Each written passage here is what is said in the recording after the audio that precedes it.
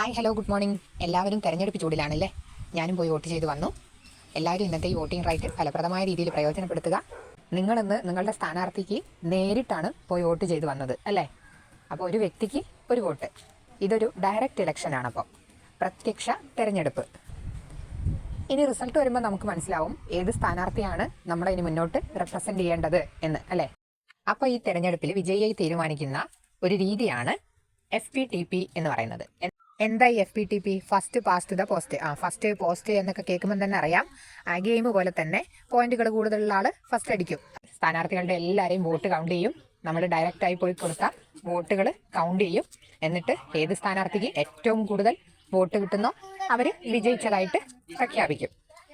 എന്നാൽ രാജ്യസഭയിൽ single transferable voting സിസ്റ്റമാണ് ഫോളോ ചെയ്യുന്നത്.